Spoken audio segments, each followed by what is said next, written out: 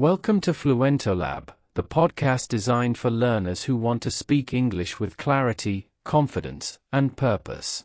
I'll guide you through practical, proven strategies to help you grow as an English speaker, one step at a time. Today, we're exploring a question that almost every learner asks at some point: how do I practice English consistently, especially when life is busy? The answer may surprise you. It doesn't require hours of study.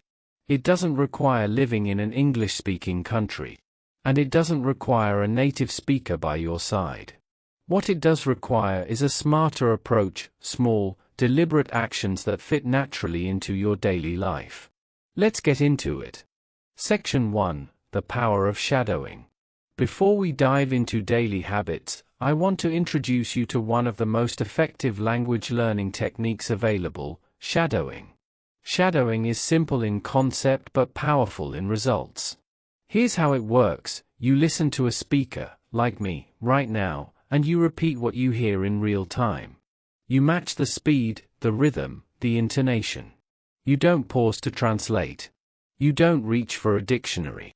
You simply echo what you hear, training your brain and your mouth to work together in English. Let's try it.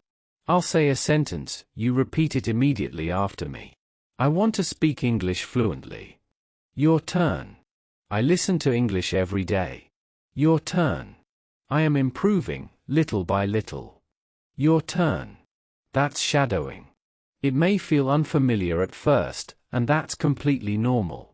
The goal isn't perfection, it's repetition.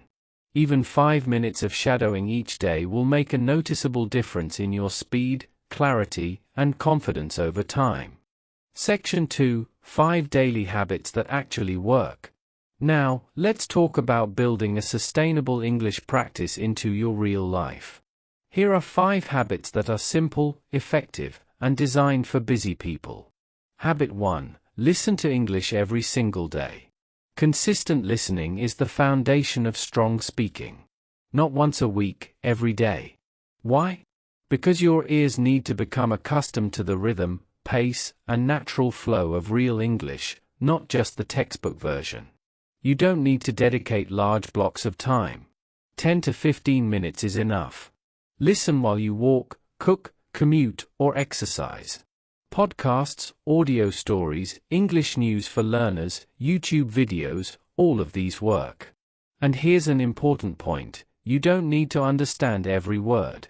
Even understanding 40 or 50% is genuinely useful. You are training your ear, and that takes time and repetition. Make English your background, let it become part of the atmosphere of your day. Habit 2: Shadow what you hear. Listening creates the input. Shadowing turns that input into output. After you hear a sentence or a short passage, repeat it, out loud, matching the speaker's tone and rhythm. I want to get better at English. Repeat. I don't understand everything, but I keep going. Repeat. I'm improving, step by step. Repeat. Do this daily, with the same material if necessary. Repetition is not redundancy, it's how fluency is built. You will notice your pronunciation becoming cleaner, your pace becoming more natural, and your confidence growing steadily. Habit 3: Begin thinking in English. This is one of the most transformative shifts a language learner can make, and it requires no special tools, no extra time, and no partner. Start narrating your daily life in English, silently, inside your mind. Keep it simple at first. When you wake up, it's morning. I'm tired. I need coffee. When you step outside, the sky is overcast. It's cold today. During your workday, I have a meeting soon. I need to focus. These small internal sentences begin to rewire how your brain relates to English. Instead of translating from your native language, which slows you down, you begin connecting thoughts directly to English. Over time, try whispering these thoughts aloud. A quiet conversation with yourself in English is one of the most underrated habits a learner can develop.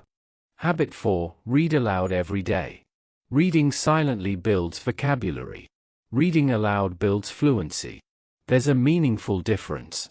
Choose short, accessible content, a simple story, a dialogue from a video, a news paragraph written for learners. Read it slowly and clearly. Then read it again, a little faster.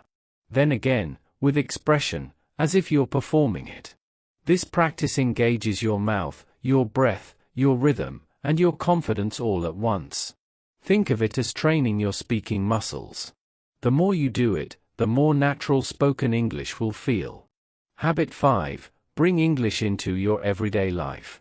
This is perhaps the most important mindset shift of all.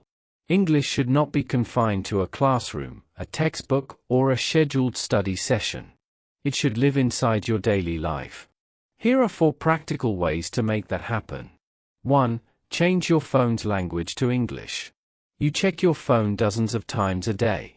Every notification, every setting, every menu becomes a small, effortless English lesson.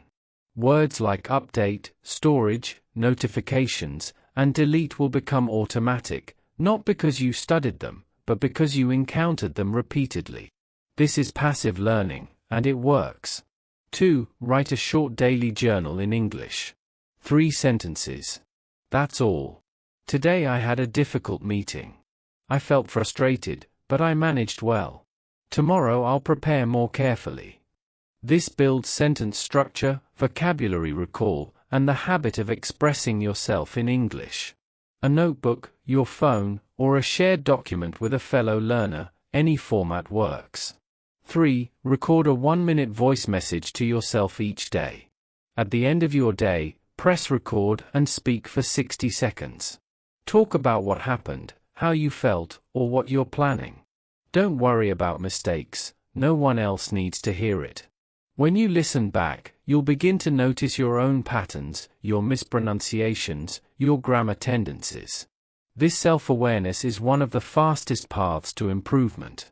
4. Connect with other English learners online. Language communities exist everywhere: WhatsApp groups, Telegram channels, language exchange apps like Tandem, or Facebook groups for learners. Even reading what others write is valuable. When English becomes a way to connect with real people, it stops feeling like homework and starts feeling like communication, which is exactly what it is. Closing. The path to English fluency isn't built in a single long study session. It's built through small, consistent actions taken every day. Change your phone's language. Write 3 sentences before bed. Whisper your thoughts in English as you go about your morning. Shadow a short podcast clip while you make tea. These aren't sacrifices, they're simply choices about where your attention goes. The learners who improve the fastest are not necessarily the most talented. They are the ones who make English a consistent part of their lives, not just something they study, but something they live with. That's where real fluency begins. I'll see you in the next episode.